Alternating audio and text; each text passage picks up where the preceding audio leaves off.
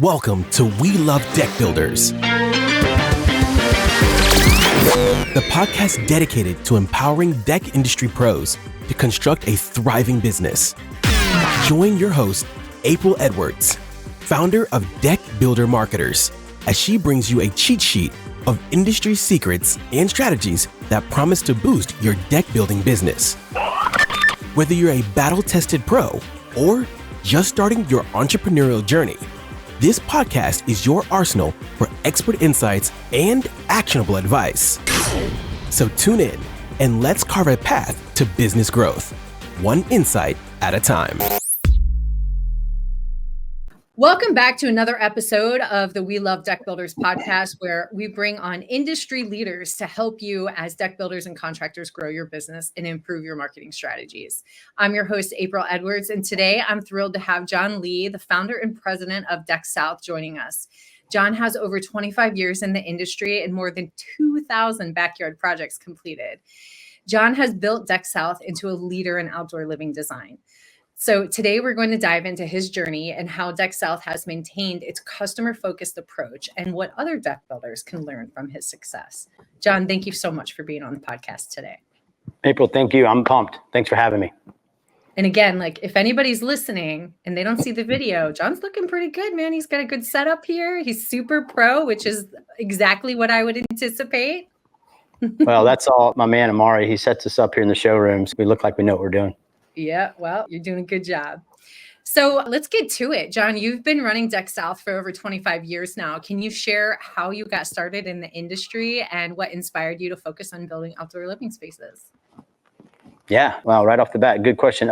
So I started at 98. I'd like to say that it was some kind of burning bush and there was start deck. It was more along the lines of survival, to be quite honest with you. I got out of school, realized that the degree I got wasn't going to take me where I wanted to go. So I bounced around, did punch out for a builder, pulled wire, built some decks, did this, that, and the other. I was always doing that growing up. So I kind of gravitated towards that. And when I realized that I could make money at building decks, that's when DeckSouth idea was born.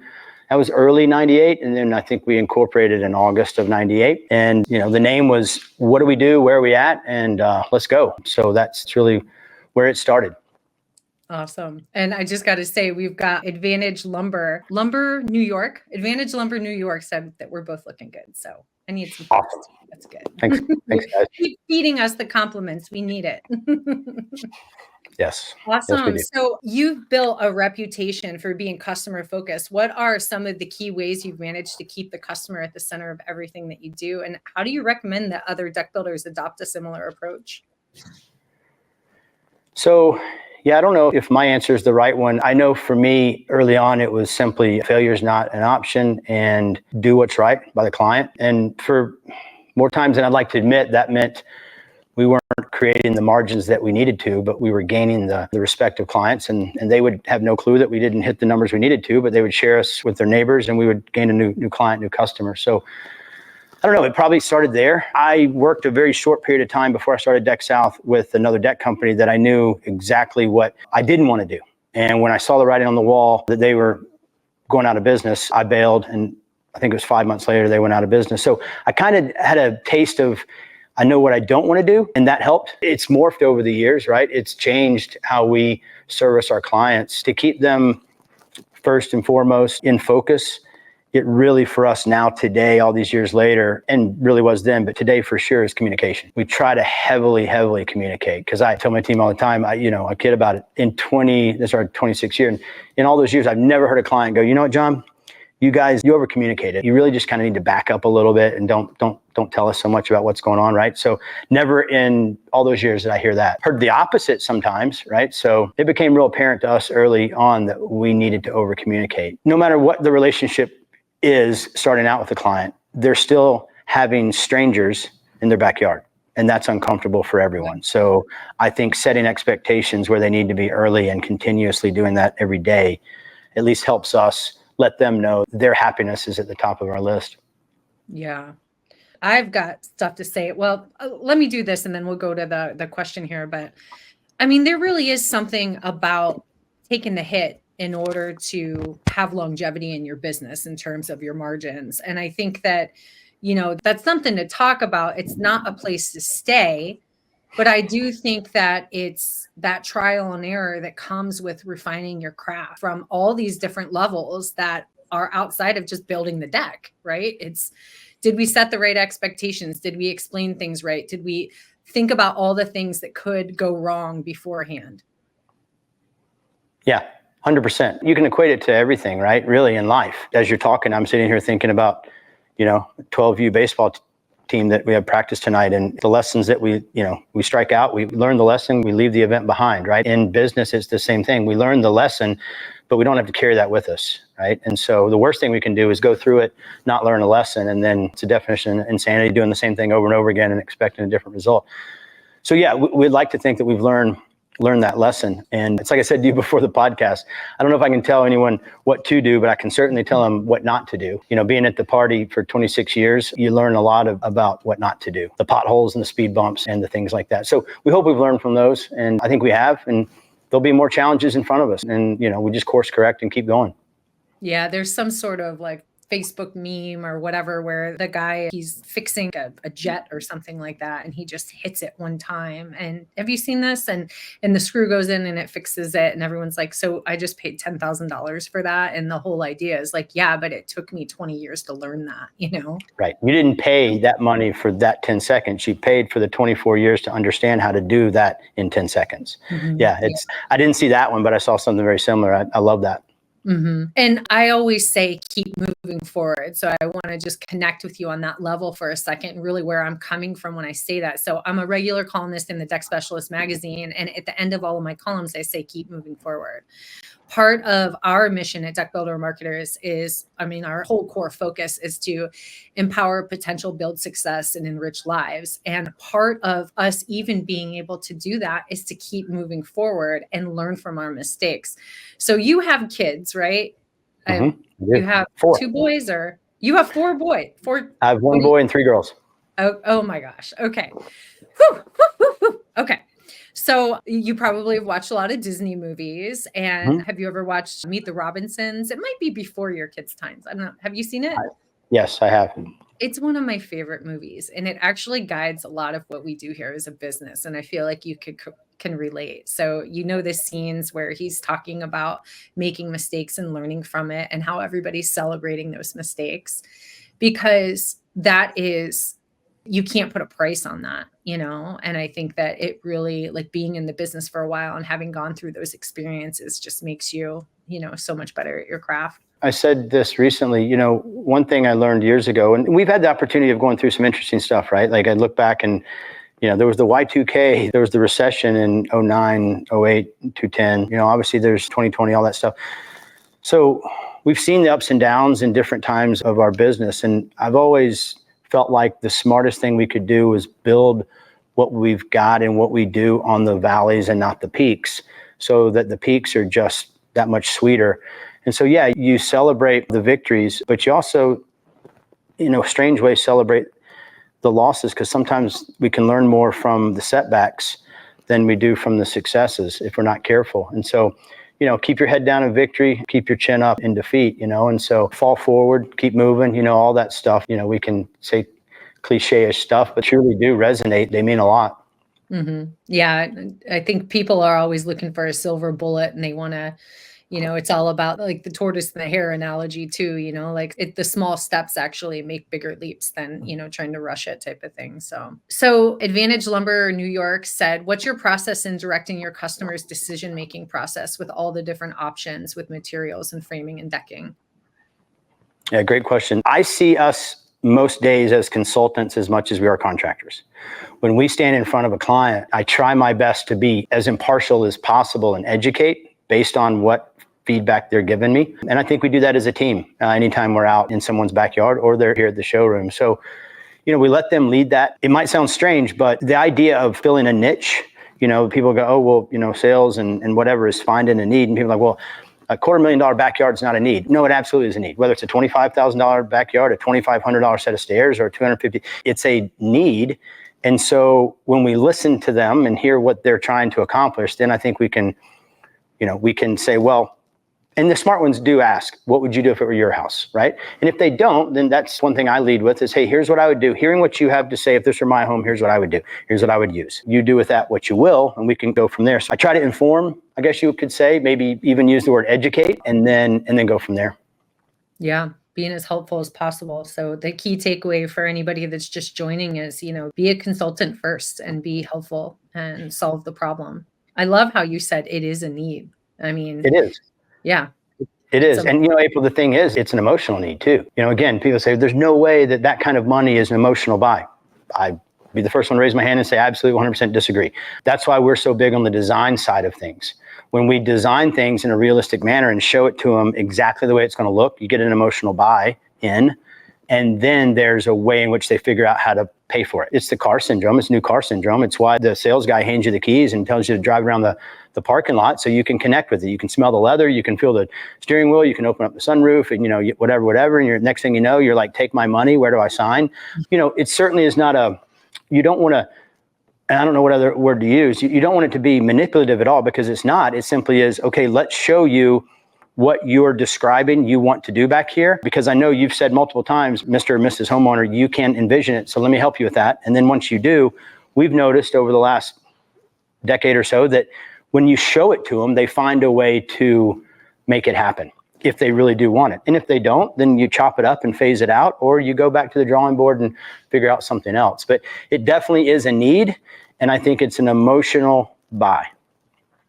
Yeah, but I have to imagine with your experience, you do a really good job of painting that picture instead of just talking about how it's going to be built in the materials. You talk about the lifestyle change that they'll have with investing in something like that.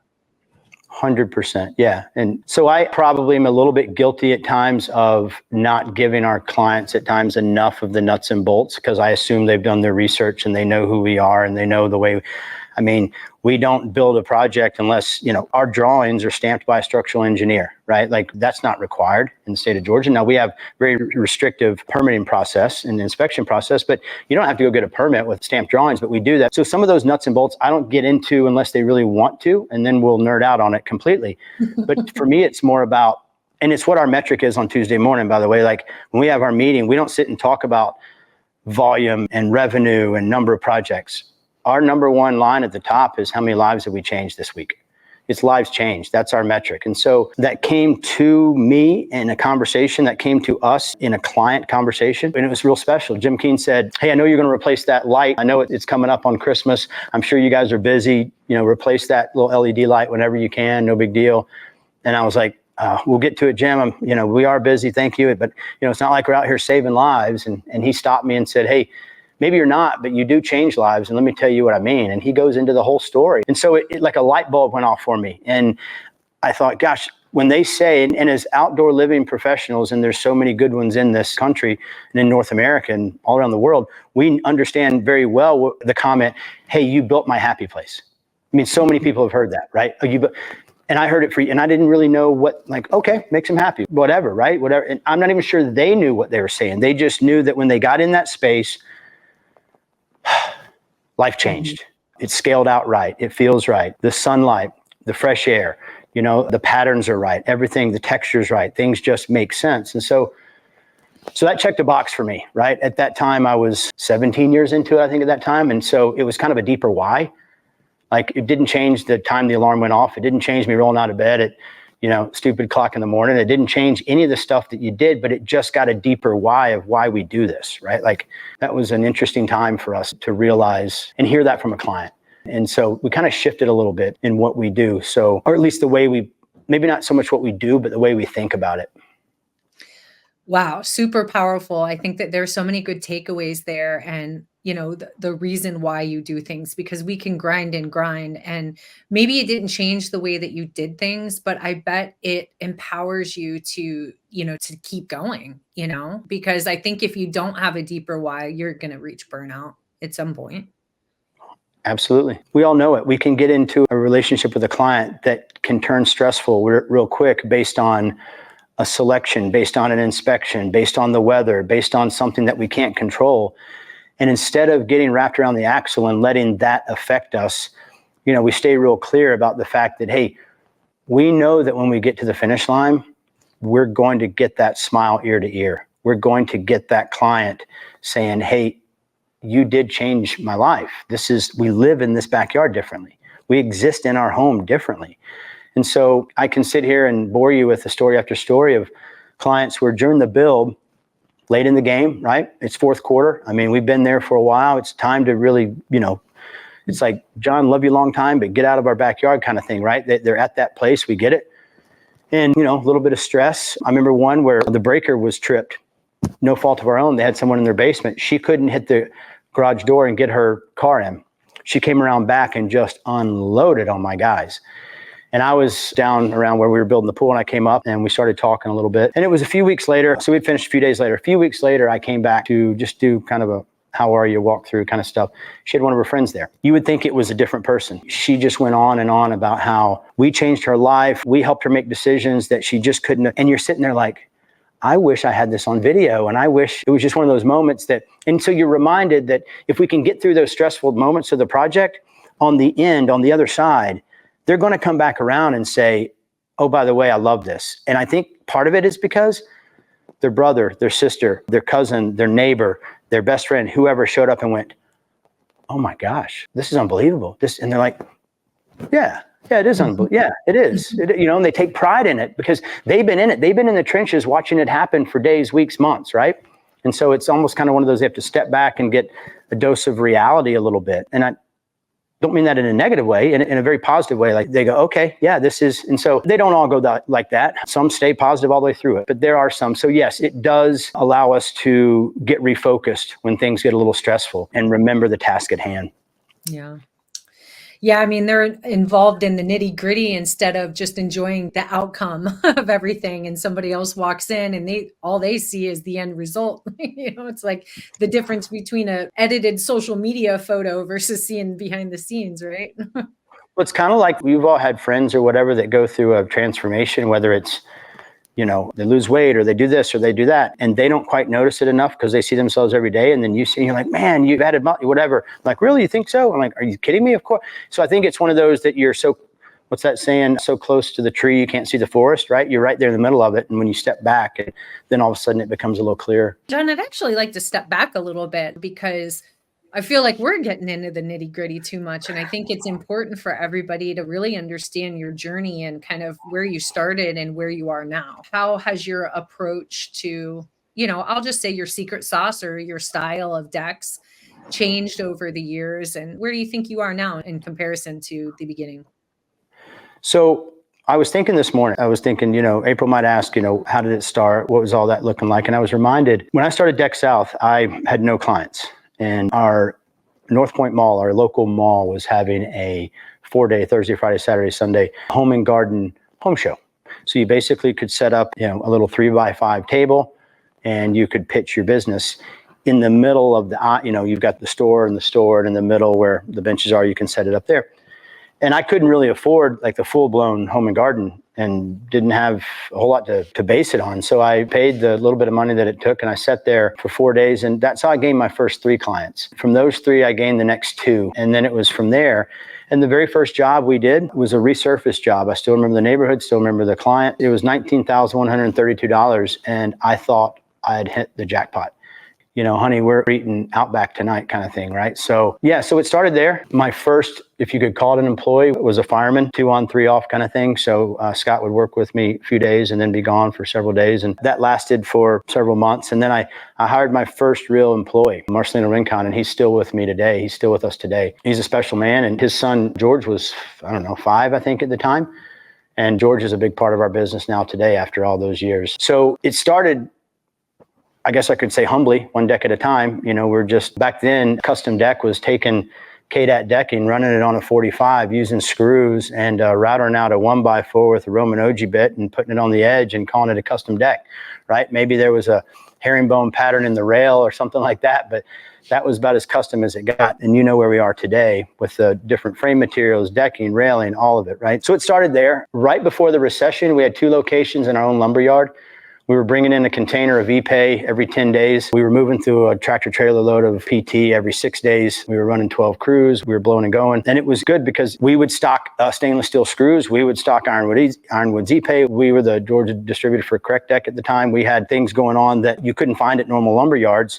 And so it helped us, and we had 2 locations on each side of the city. Some days I wonder, if that would have continued, what happened, but we all know what happened to, the faucet turned off drastically. And so overnight we had Moffett trucks delivering material, all that. So all that went, had to fire sell everything, moved everybody in, closed down the operation on the east side of town, moved everybody into the barn shop at my house, took the pool table I had in my basement, put a piece of plywood on it, and the 3 girls that were in the office had chairs around there. And I was like, guys, this is going to change. Don't worry about it. This is absolutely going to change. Because at the time, I didn't know any different. I thought there's no way this can last, right? And little did I know. So that changed things. When we came back around, meaning at that time, the 12 crews turned into, okay, we're going to keep 3. The in-house staff, okay, we can only afford 2 of you. I mean, it's all those kind of tough conversations, right? As things started to change, 210, 211, 212, I have no desire to be a lumber yard. It's a different animal. My passion is designing and building things for homeowners. Let's stay in our lane. Let's be good at what we're good at. We would build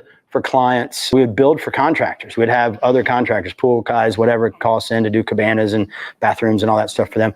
And we appreciated it all. What happened was we started to be just one facet of a bigger build. And we were competing for backyard space. Hey, can you move your Bobcat and trailer? We got material. No, I can't get over there for 3 days. We have to work around it. And, and then, some finger pointing where, hey, I thought they were going to do drainage. No, we're not. He's doing drainage and all this. And so I realized if we could go ahead and own the backyard, I think we could offer our client a better experience. And so got real serious about that. We started Pool South a handful of years ago. So we go into the backyard now with a whole completely different, the company is DeckSouth, and we like to believe, and what we say and what we do truly believe is the deck is the hub of the backyard. You come out of the house, you've got a deck. It tiers down to a patio, maybe a kitchen, a pool. It's got a porch over here. There's a wall back there. All the things are based around the deck. And for us in Atlanta, Georgia, with 89% of the homes having walkout basements, there's always a deck 10 feet above the basement door, right? So maybe a little different in other parts of the country where it's a 3-foot deck, So our projects always have the opportunity of building living space below because you've got a walkout basement. So, since 1999, we've been building elevated decks that are watertight. So we approach it maybe a little bit different. Don't know if it's better, don't know if it's worse. It's just our way of approaching it. We go in and we offer our client a full-blown package. We don't say, you've got to take care of this. We don't say, you got to take care of that. We take care of it from soup to nuts, from the design, from the permit, to the complete build, to the cleanup, to here's your backyard. We feel like that allows them to go focus on what they're good at, lets us focus on what we're good at, and we can provide something that we feel like is kind of special. So it's changed, it's evolved certainly a lot over the years, but that's where we are now compared to where we were then. I mean, how interesting. I mean, you were trying to expand your service offering, probably from a need of making production and stuff easier for you. COVID hit, the lumber yard kind of went out of the door. And then you decided, okay, what are we going to do now? And you said you stayed in your lane and you focused on, from just to kind of piggyback off of something you said earlier, what you really enjoyed. So I would say that, have been able to focus in more to create even a better experience that's more connected. And then, so tell me how you feel that has changed for your customers, and then maybe you personally or the company as a whole in terms of just really owning that whole backyard. Yeah. So everything you said was right, except it wasn't COVID. It was the 2009 recession that killed the lumberyard, that killed the second location, that we had to really start to refocus. So since about 2011, several years now, we've really been able to kind of lean into, okay, what are we really good at? What do we want to do? How can we service the client better? My goal somewhere around 2012, 2013 was keep our revenue where it's at, because we can manage that revenue, but let's do that with half the customers. So let's offer more and not have to be moving all over the city, rinse and repeat, rinse and repeat. There's plenty of guys that love the rinse and repeat model, and I have nothing bad to say about it. For us, it was just, we knew that there were more things to be done in the backyard that we were quite honestly good at, that we could help the client with. And so, I'm sorry, forgot your question. No, I think you're answering it great. I mean, I was just kind of getting at whether it was more creatively fulfilling for you too, from a company standpoint. And again, I don't want to sound disrespectful to the clients that we had years ago or to anyone that might not need that creative side of things, because I don't want to come across that way. But Tammy at the office, who's been with us 15 years, she would kid and say, that job doesn't get you excited. That gets you, and so the team around me understand, like, that's the stuff that when clients go, I've been told it can't be done. There's nothing better to hear, because I'm like, oh, really? Okay, cool. Hold my beer, right? Even if I got a water in my hand. And so that happens. I mean, one of our best projects was one that the homeowner said, I've been told by 6 pool builders that a pool can't be built here. Okay. I was told that I can't have posts 27 feet apart with this deck cantilevering over that wall. All right, cool. And then that's exactly what we did, right? Now we had to find the right client that, hey, it's going to take a lot. We got to run 44 helical piers every 4 feet, 58 feet in the ground before we can actually build the pool.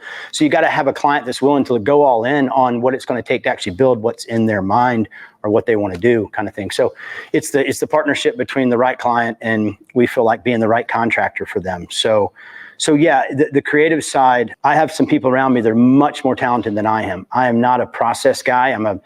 I'm definitely the visionary of the company, right? As we were talking about earlier, jump off the building first, pack the parachute second, kind of thing. So for me, it was being creative kind of bleeds through everything that we do. And I've got some really good people around me that have helped me put a process to that. It's not always reinventing the wheel with every build, but we can be super creative and yet still have somewhat of a process to that creativity. Yeah, I want to bring that home a little bit too. I mean, I talk to a lot of deck builders across the country, and I've kind of gotten mixed. You just given me some clarity, because I've gotten some mixed feedback on, some people will say, oh, we do the $250,000 projects, but we don't want to do them all the time because our margins aren't as good. So they obviously have a better process for the cookie cutter, rinse, wash, and repeat, which makes sense. But I would say your advantage in retrospect, when I'm thinking about the people I've talked to, you probably have a team to back being able to do more custom type of work where, there doesn't necessarily, or maybe there is a process for it, or at least some sort of approach. Yeah. So I would say that those that have shared that about the, I don't, whatever the number is, 150, whatever, 550, whatever, 850, whatever the number is, I don't want to do those all the time because the margins aren't the same. I could do 5 jobs at the same time and hit different, no problem. They just haven't figured out how to price those. Because I did the same thing in the beginning. I called it slippage, right? Like before you know it, you look up and you're like, dang it, we didn't make. So we learned quickly. We course corrected quickly. And so I knew that if we were going to do it, we simply had to stick to our guns. And this is the price to build this. Oh, that's too expensive. No problem. You know where to find us, and then you walk away, and then some come back and some don't, but you don't take the job. Because what happens in the beginning for all of us is we look at that number at the bottom. And we're like, oh my gosh, I can make money. Oh, I mean, look at that. Like are you kidding me? Yeah, I can. And we get our eyes get big, right? And it's happened to us all. I remember back in the day, I had an estimating sheet that I'd write on, and this is long before the 2008 recession, but I would, as I'm adding it up on the old timey calculator, and it's got the tape coming out. Most people don't. I would find myself looking at the total and going, oh crap, they're not going to spend that. How do I know they're not going to spend that? Like I'm already assuming that the client's not going to spend something. And the next thing you know, the last 4 or 5 items, I'm not hitting with the same mark. And I'll be the first one to tell you, I was dead wrong with that in the early 2000s. That got me to a place that I had to learn real quick. That's not what you do. So anyway, as the jobs got bigger, which really, our first 6-figure job wasn't until it was $106,000, and it was the end of 2013. January 2014, right there, into 2013, early 2014. So it's not as if we've been building these 6-figure jobs forever, but we've been building them for a while. So we've been able to cut our teeth, learn the mistakes, course correct. And so for us, yes, it's making sure the margins are where they need to be. I also find for us, April, that it has a tendency of locating the right clients, right? So the ones that know that, hey, this is going to cost that. And if I want this built, then this is what the price is. We just got a thumbs up on that, by the way. So I think the microphone just dropped. My microphone dropped? No. No, I'm just saying that was gold. Yeah. with you. Yeah, Sorry, I'm and like, I oh, mean, I think there's probably more to it as well, which is, I don't know if you're still doing sales. Are you doing sales for the company still, or? yeah, I do. I mean, I get back into it. Others do sales as well. David's our lead sales guy, David Jernick. But yeah, I still, Lamar does some, Biani does front-facing stuff. Tammy dips in it a little bit. I mean, everybody's got their hands in it a little bit. And I feel like we can divide and conquer and we can cover more ground. The idea of just having a bunch of sales guys that are girls that are just doing that is not necessarily our approach. We kind of approach it as a team. So there's not anything singular that just comes through here and all of a sudden it's like, oh, we've got a contract. I knew nothing about that. Everything that comes through, we all have our eyes on it at some level. Thankfully, I can kind of step back when I want to and just kind of watch it take place, or I can get in and add some value if that's needed. That's where we're at. Well, yeah, man, thank you. What I was going to get at is, so I still do sales and I'm always telling my team, I need ammunition. And I think that happens after you've been in the business for a while. You can justify why your price is because you know what works and you have the case studies, to back it. So making sure that you're set up for success and however you need to be is going to give you the confidence to be able to price the way that you need to. Yeah, I think that's the crux of our industry, right? I don't think that there's enough guys and girls that actually value themselves and their service well enough. I think that our outdoor living space is in its incubation period, and it's been a little bit forgotten about until the last handful of years. I think the interior remodeling guys and girls have done a really good job leaning into the design build, finding the right clients, being able to perform what needs to be performed at the right price, at the right margin to stay in business, create a good business, create a good project, be around tomorrow and 10 years later.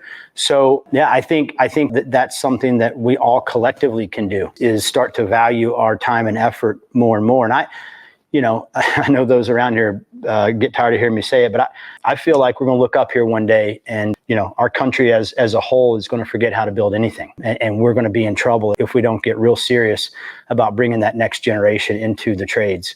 And so, but that's a whole nother topic of conversation. But I do hope collectively we can start to, hold hands around the campfire, sing Kumbaya, and all take more value in what we do. For us, it's the design side of things. Forever, I heard this, oh, nobody's going to pay for a design. No, nobody. No. Okay, cool. All right. Again, watch, right? Like, it's when you come to the table as a professional, people treat you as a professional. We go to the doctor all the time and they charge to tell us nothing. We call the plumber to take the toy out of the toilet, and it's a $75 show up fee and another $150 to stick his hand down and grab Bluey out of the bottom of the toilet. So, and everybody's okay with that. But, to build something that actually adds value, that creates a space to enjoy life in the backyard and pay someone who's been doing this for X amount of years, whatever it is, 5, 10, 15, 20, whatever it is, and have them come and give free ideas is just mind-numbing to me. Like, I had to do it years ago. It's not where we are anymore. And I applaud those approached it differently. Mm-hmm. Yeah, I mean, it's the design definitely sells the project, huh? So making sure that, I know that in my old agency, I do compare what you guys do to what I do, because I do digital projects, you do physical projects. And, we used to do requests for proposals, and I just had to stop doing it because I'm like, I cannot give it the attention that it needs, because I don't even know if it's going to be worth my time. And I need to have multiple conversations with people. I need to understand what their end goal is. And then I need to meet with my team, and we need to figure all these things out. I can't just, do something like that for free in hopes that they like me so that I actually get the work. Yeah, the RFPs are kind of like, that's a dead dog, right? Like you're just chasing your tail for the request for proposal. But one of the things that another light bulb moment for me was, I had a client a handful of years ago say, hey, John, I just wanted you to know, when I got that invoice for the design, I chuckled. And this was, he was like, months ago, when I got that invoice, I chuckled, and the project was done. I said, why? He goes, I would have paid you $10,000 for that design. I'm like, where's my phone? Can I get that on? Can you say that into? And he goes, no, he goes, I love my wife, Michelle. You saved me 20, 25 hours of conversation explaining what we're doing. Every time she said, hey, what's John? Look at his design. Hey, what color? Look at the design. Which way is the decking? Look at his design. Where did the stairs hit the look at the design. When the patio comes around to the basement door, look at his design. He's like, John, here's the design. Here's the build. It's the exact same thing. And so it showed me the user experience for the first time. Like, the design side for us was showing the client what we can do, but hearing it from the other side of the table and the amount of stress that was lowered because there was no guesswork, that was another light bulb moment for me. And so it doesn't mean that we won't engage in conversation and talk to those that don't want to pay for a design. We're happy to do that. But the days of just quoting things and have nothing to quote, so you want this, that, and the other, okay, I'm just putting words on a document and handing it to you, and you're supposed to, in your mind, put it all together. Mm-hmm. It makes me laugh thinking that I used to do that, all these years ago. I don't even know how we got it done back then. But, so anyway, it's, again, not to say that it's the only way, not to say that it is the way you have to do it. It's just the way we choose to do it. Mm-hmm. And I think it just reinforces selling the experience and the outcome of it versus the logistics of the nails and, the boards and everything. Well, you just said something important, April, the experience, right? Mm-hmm. So I'll equate it again to buying a car. Our goal is to, you can name whatever car you want, whether it's Mercedes-Benz AMG versus a Toyota RAV4, like I've got my daughter, like that's a car that'll get her back and forth to school. You're not going to have an experience in that car. You go get in a Mercedes-Benz AMG, you go and get your oil changed, there's an experience. And I'm not saying everybody's got to do that, but what we provide our clients, what we hope to provide, what we hope and do hear them say is that it was a good experience, right? Like it was not a stressful experience. Now, it doesn't mean that it's not ever going to be stressful. It's construction. It's not always going to be clean and tidy, and meaning like there could be rain, there could be a missed inspection, there could be material that shows up that isn't the right, whatever, right? We all know that can happen. And so, again, that's one of those handoff meetings that we tell them, hey, something's going to happen. It's going to happen. And when it does, we're going to solve it. Mm-hmm. But just know it most likely will happen. So the experience side of things is important to us. Yeah, that's so good. Like setting good expectations and forewarning people too that shit's probably going to go wrong. But guess what? We care enough that we're going to do what we need to do in order to get past that together. I might have to use that. Shit's going to go wrong. That might be it. It's true, though. But it is true. And I think, I don't know about you, but for me as a consumer, I want to know what to expect, right? Whether it's I'm buying, tickets to a concert, a game or whatever, I want to know, where's the parking deck? How far do I have to walk? Whatever. Like you want to understand the process that's going to happen in front of you so that you can exist in those parameters. And so for us, it's painting that picture for the client. Yeah, I would say for anybody listening, it's even if you just put, look, we do marketing, we build websites, all these things. And the more information you could share up front, the better too, because people are going to take their time to research. If you can have a page on your site that explains your process, it really helps a lot too, just to kind of simplify it so people know what to expect. We have a question here. Bobby says, John, do you sell the entire package at one time or do you come back later and sell additional features? Great question. I call it the master plan. So a quick answer to that is, if you want to call it sell, I sell that up front. Meaning I want to do a full-blown brain dump with them, as much information as they can give. And I gather the things that need to be gathered, survey, all the photos. We do hover stuff. We do all the measurements of the house, right? We create everything we can. Inside SketchUp, we can design what I call the master plan, what we call the master plan. So from there, what we're asking them to do is tell us the good, bad, the ugly.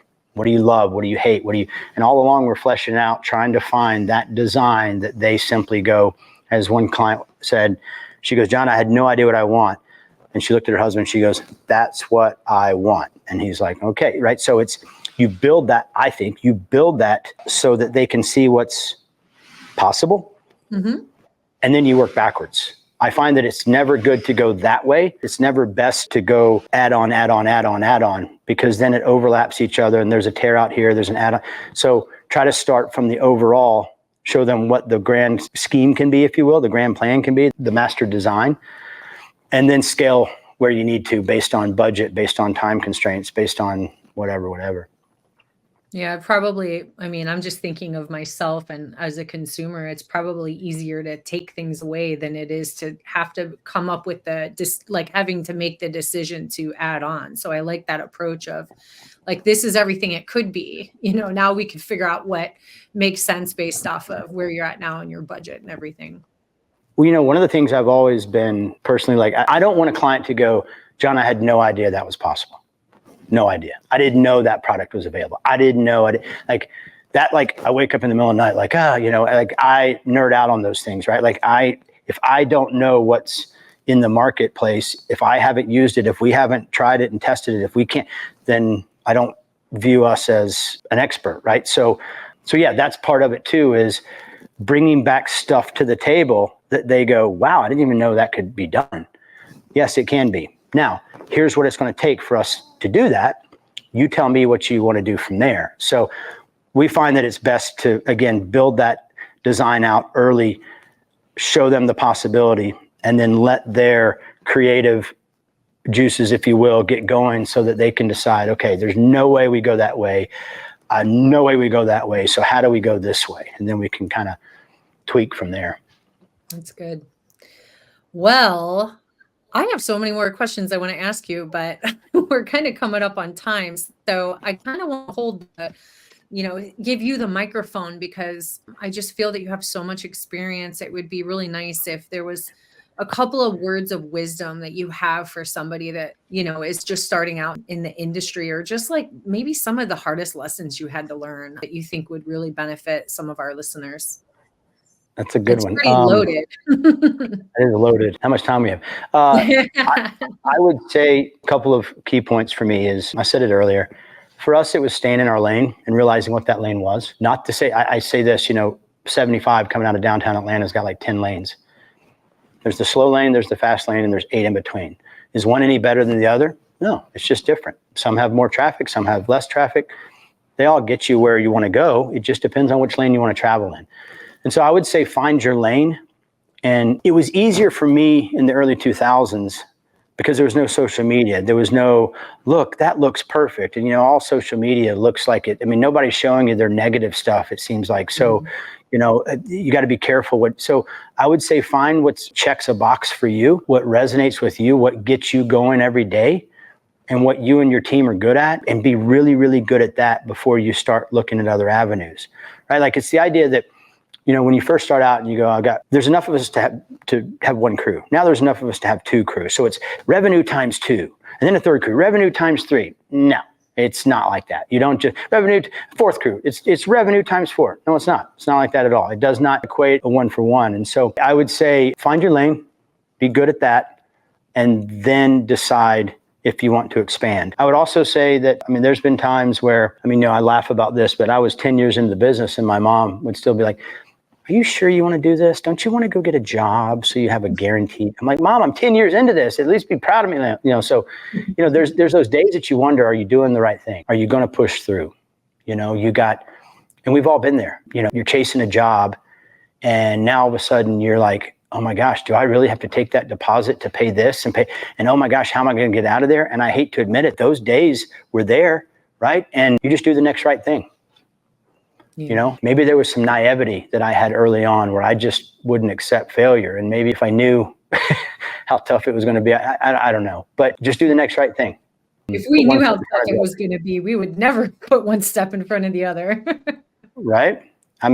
Yeah, if you had any clue what you're going to have to go through. So again, it. There's a naivety we had early in the beginning, right? You just go.